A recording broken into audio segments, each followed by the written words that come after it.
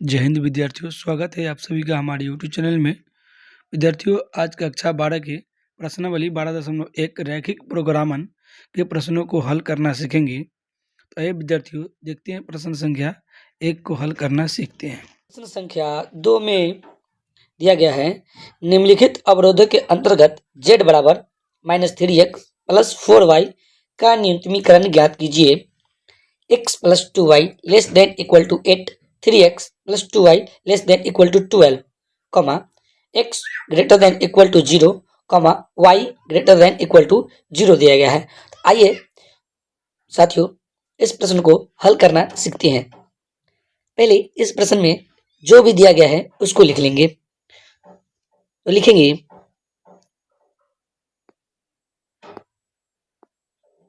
दिया गया है, इसमें दिया गया है z बराबर -3x प्लस 4y। उसके बाद दिया गया है x plus 2y less than equal to 8, comma 3x plus 2y less than equal to 12, comma x greater than equal to 0, comma y greater than equal to 0 दिया गया है ना। उसके बाद हम लिखेंगे ये जो दिया गया है x plus 2y less than equal to 8, comma 3x plus 2y less than equal to 12 दिया गया है। इन अवरोधों को हम समीकरण के रूप में लिखेंगे।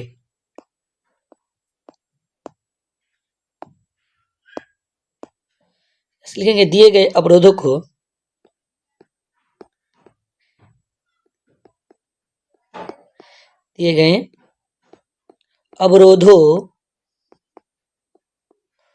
को समीकरण के रूप में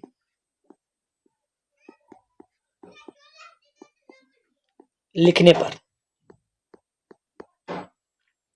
दिया गया, इसमें हो जाएगा यहाँ पे x plus 2y less than equal to 8 को लिखेंगे समीकरण के रूप में।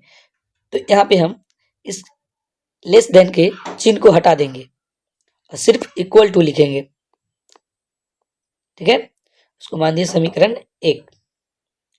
इक्वेशन फर्स्ट तथा सेकंड में दिया गया है 3x plus 2y equal to हो जाएगा 12, इक्वेशन सेकेंड। ठीक है,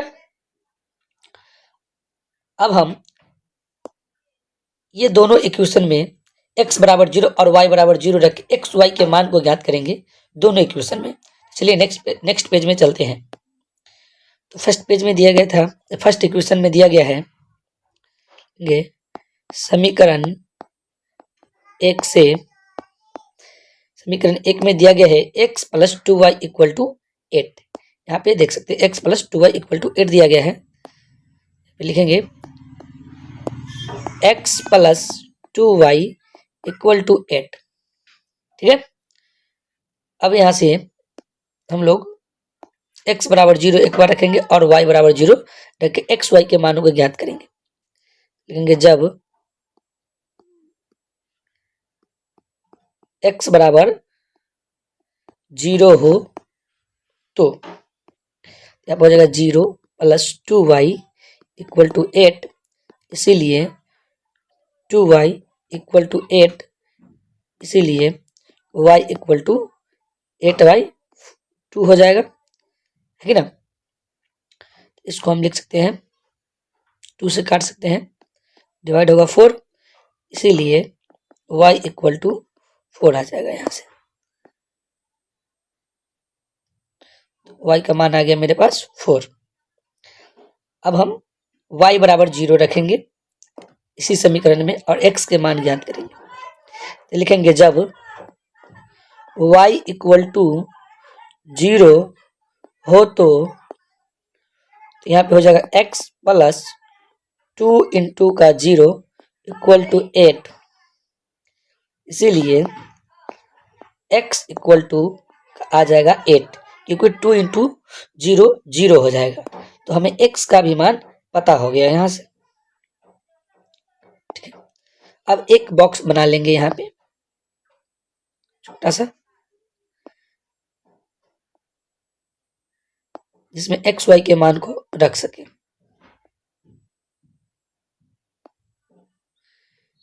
दोस्तों यहाँ पे हम x और y के मान को लिखेंगे।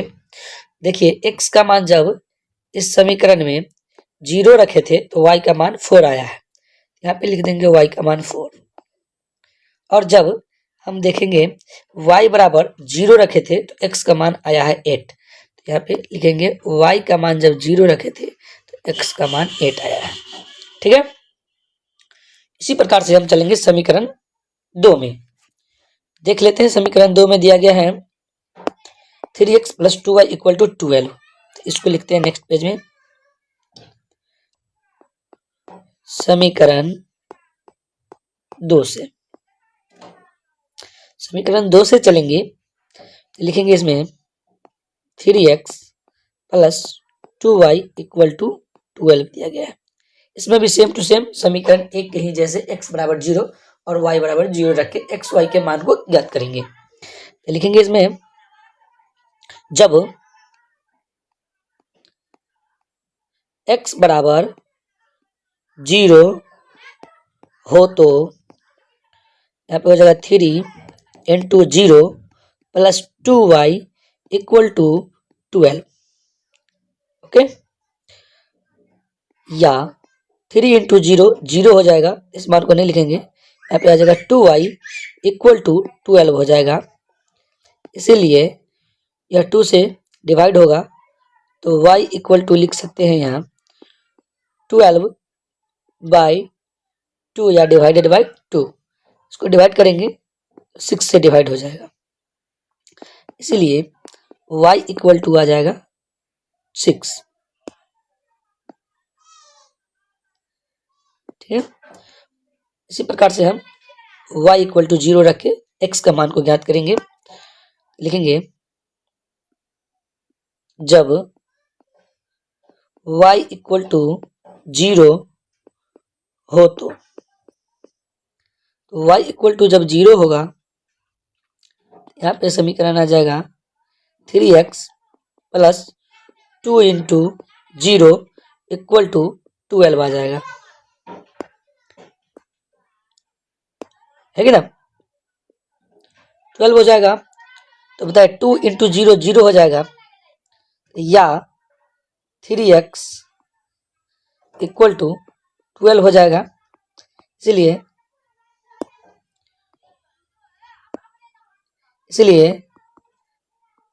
x इक्वल टू कितना आ जाएगा, 3 से 12 डिवाइड होगा तो 4 आ जाएगा, 4 आ गया। यहाँ पे x का मान कितना आ गया 4। इसके लिए भी एक बॉक्स बनाएंगे। ठीक है,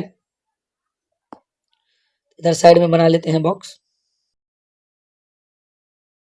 और एक्स वाई के मान को लिख देंगे, इधर x इधर y। x बराबर जब 0 रखे थे तो y का मान आ गया था 6, जब y बराबर 0 रखे थे तो x का मान आ गया 4। अब इसका यह दोनों समीकरण का ग्राफ खींचेंगे। ठीक है, तो चलिए नेक्स्ट पेज में ग्राफ खींचते हैं इसका। इसके लिए हमें x और y अक्षों को जरूरत पड़ेगा। ठीक है, इधर एक बार हम देख लेते हैं, x का मान मैक्सिमम 8 है। x का मान या दोनों समीकरण में देखेंगे तो मैक्सिमम 8 है और y का मान मैक्सिमम 6 है, तो हम 8 तक मानों को लेंगे और y के मान को भी 8 तक ले लेंगे तो बन जाएगा यहाँ से काम। यहाँ से एक लाइन मैंने खींचे,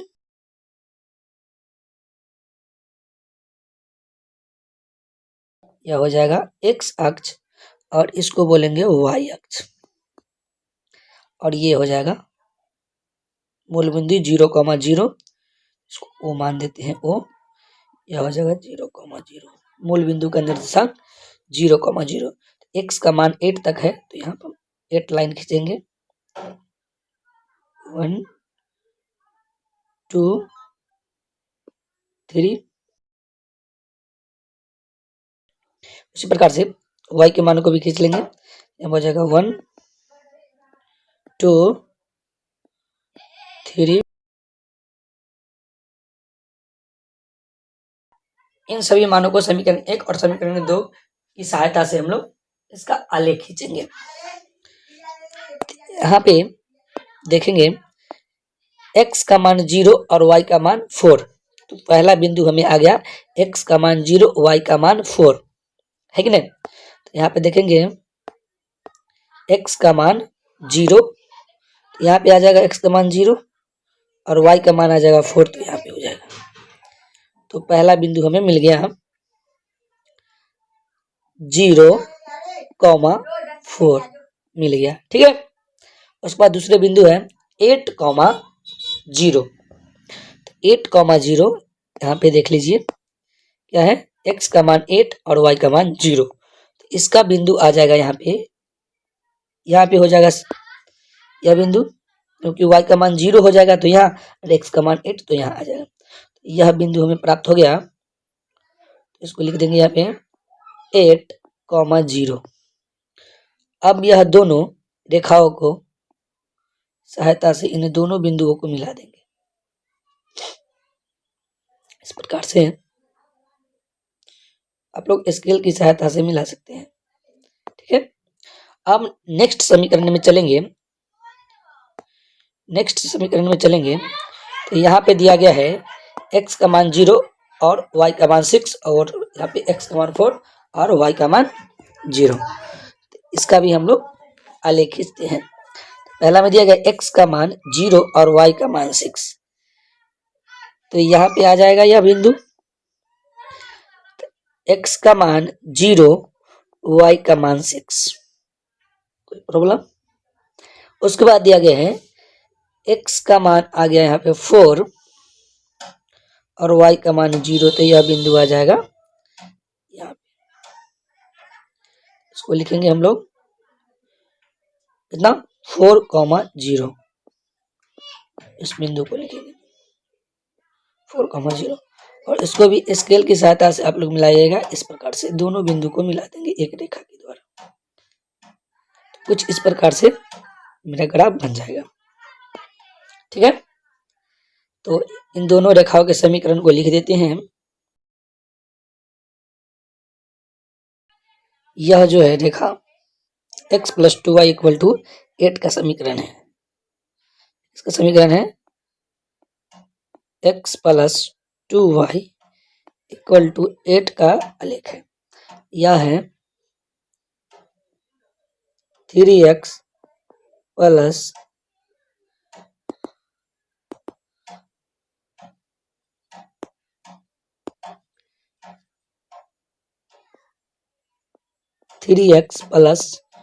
2y = 12 का आलेख है। अब यहाँ पे हमें देखना है से हल क्षेत्र या सुसंगत क्षेत्र किधर बन रहा है दोनों रेखा का। तो यह रेखा में यह रैखिक और समीकायी के रूप में यह रेखा लिखा हुआ था x + 2y ≤ 8, है कि नहीं। पहला रेखा का समीकरण जो है इस प्रकार से रैखिक और समीकायी के रूप में लिखा गया था। तो इनमें क्या करेंगे, हम 0, 0 मान डालेंगे और देखेंगे यह कथन सत्य होता है या नहीं। तो जब देखिए तो इसमें x का भी मान 0 रखेंगे, y का भी मान 0 रख के चेक करेंगे तो यह जो कथन दिया गया है क्या यह सत्य है कि नहीं है। तो इसमें रखेंगे 0 x का मान, तो यह 0 हो जाएगा, प्लस 2 × 0 हो जाएगा ≤ 8। यहाँ पे समझेंगे थोड़ा। तो यहाँ पे क्या आ जाएगा 0 + 2 × 0, 0 तो ≤ 8 ये आ जाएगा। इसीलिए यहाँ पे आ जाएगा 0 ≤ 8। अब आप लोग बताइए क्या 0 से बड़ा है 8, है कि नहीं। 0 से 8 बड़ा है तो यह कथन क्या हो जाएगा, सत्य हो जाएगा, है ना। या 8 से छोटा है 0, ये भी पढ़ सकते हैं इसको। यह कथन जब सत्य हो जाएगा तो इसका जो है सुसंगत क्षेत्र मूल बिंदु की ओर होगा, मतलब अंदर की तरफ होगा, इस एरिया में होगा, है कि। तो इसका जो है हल क्षेत्र किधर होगा, अंदर की ओर। हाँ, इसका हल क्षेत्र किधर हो जाएगा, इस रेखा का अंदर की ओर हो जाएगा, अंदर की तरफ।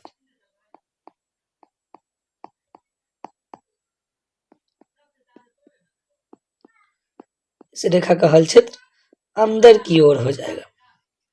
ठीक है, अब हम सेकेंड वाले समीकरण पे ध्यान देंगे। यहाँ पे दिया गया है 3x plus 2y less than equal to 12।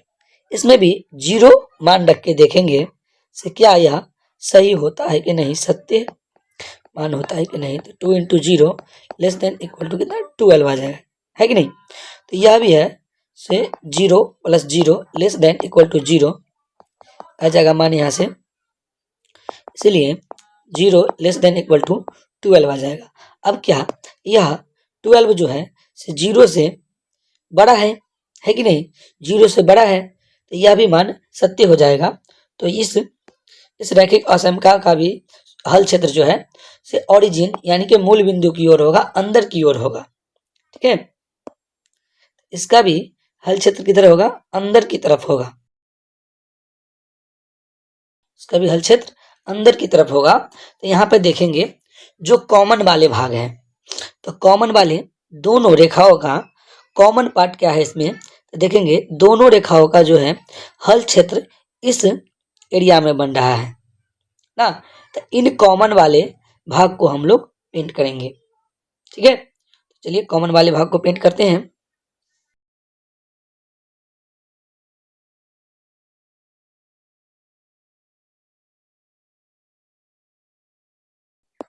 दोस्तों ये भाग को हम बोलेंगे सुसंगत क्षेत्र। ठीक है, इसको मान देते हैं ए, इसको बी और इसको सी, और यह ओ तो पहले से है ही। तो चलिए हमें तो सारे बिंदु का निर्देशांक पता है, लेकिन यहाँ पे बी बिंदु का निर्देशांक नहीं पता है, तो हम बी बिंदु का निर्देशांक ज्ञात करते हैं। ठीक है, तो बी बिंदु का निर्देशांक को मान देते हैं x, y। यहाँ पे x, y मान देते हैं बी बिंदु के निर्देशांक को। ठीक है, चलिए इन्हीं की सहायता से हम लोग x, y का मान को ज्ञात करेंगे। समीकरण 1 तथा 2 से, समीकरण 1 और 2 में दिया गया है x प्लस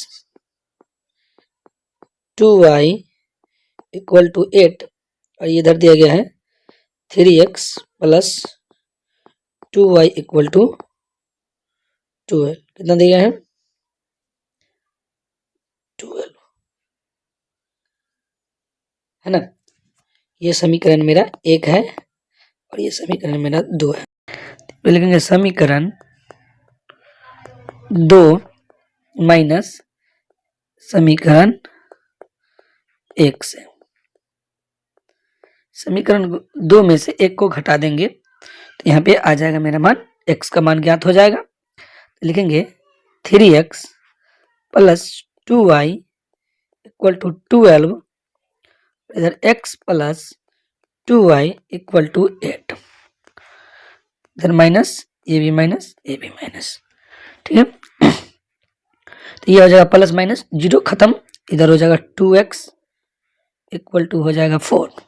12 में से 8 घट जाएगा तो कितना आ जाएगा 4, इसीलिए x बराबर मेरा मान आ जाएगा यहाँ से 2 से डिवाइड होगा, x का मान कितना आ जाएगा हमें, है कि ना, x का मान मेरा आ जाएगा 2, और यह x बराबर 2 जो है समीकरण 1 में रखेंगे। समीकरण 1 में x बराबर 2 रखने पर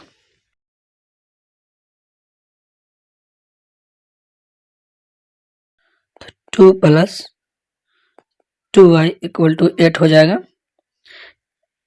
यहाँ से हम 2 कॉमन ले लेंगे, तो 2 कॉमन ले लेंगे, इसमें बच जाएगा 1 प्लस वाई इक्वल टू 8। इसलिए या 2 से यह डिवाइड हो जाएगा तो 4 आ जाएगा, तो इसको लिख सकते हैं 1 प्लस वाई इक्वल टू 4। इसीलिए y इक्वल टू 3 आ जाएगा यहाँ से। तो हमें y का भी मान पता हो गया, कितना आएगा 3। और तो लिखेंगे बिंदु बी का निर्देशांक हो जाएगा 2,3।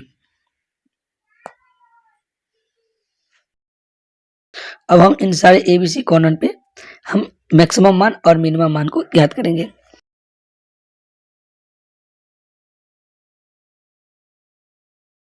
चूंकि सुसंगत क्षेत्र या हल क्षेत्र ओ ए बी सी ओ प्रथम चतुर्थांश में है, जिसका निर्देशांक क्रमशः बिंदु ओ का जो है 0,0, बिंदु ए का 0,4, बी का हो जाएगा 2,3 और सी का हो जाएगा 4,0। 0,4, बी का हो जाएगा 2,3 तथा सी का हो जाएगा 4,0 है। उसके लिए एक डायग्राम बनाएंगे हम लोग, जहां पे मैक्सिमम और मिनिमम मान को दर्शाएंगे। ठीक है,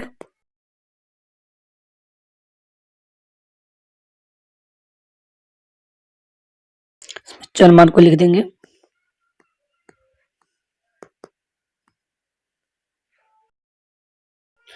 इसमें लिखेगा उद्देश्य फलन,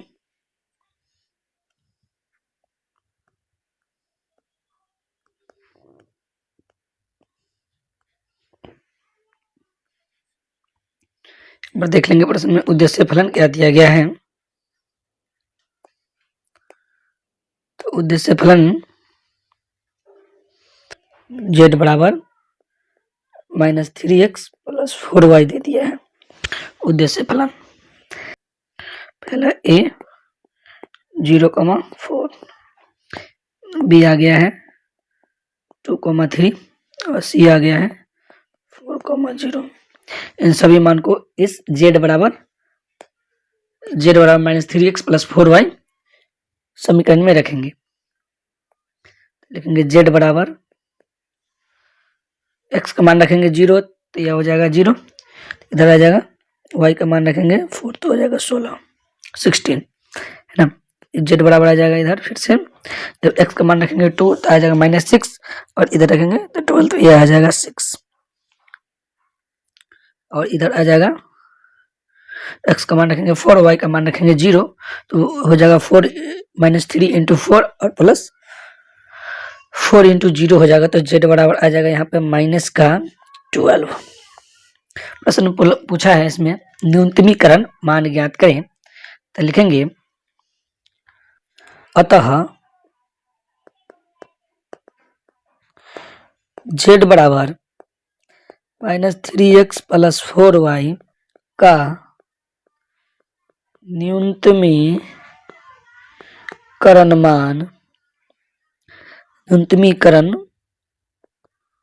मान बिंदु C 4,0 पर -12 या 12 होगा। विद्यार्थियों, आशा करते हैं आप लोगों को यह प्रश्न समझ में आया होगा। तो वीडियो को लाइक करें, चैनल को सब्सक्राइब करें और अधिक से अधिक शेयर करें। फिर मिलते हैं अगले वीडियो में अगले प्रश्नों के साथ। धन्यवाद।